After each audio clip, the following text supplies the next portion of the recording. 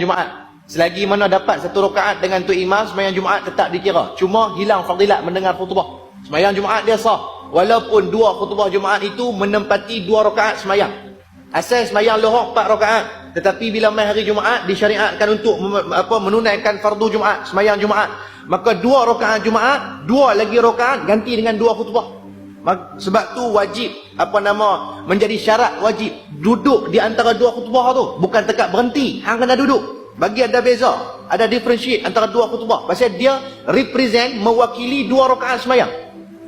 Nah, jadi bila kita ni mai lewat khutbah tak ada dengar, bila khutbah tak ada dengar tapi dapat sembahyang dengan imam, selagi mana dia dapat 1 rakaat dia dikira Jumaat. Cuma rugi banyak sangat pahala. Nah, bukan tekat dia mai lewat, hak mai lewat lepas pada dia. Duk sambung rakaat, selagi mana dapat 1 rakaat dikira Jumaat. Sampai bila? Sampai masuk asar. Nah, tapi bukan suruh buat nah. Tak gitu kata cantik hak ni nak dengar Ustaz. Pasal kadang-kadang panas lah ni Ustaz. Kalau kata kami keluar lepas habis khutbah tu pergi sembahyang saja boleh? Jangan. Nah, jangan main-main dengan agama.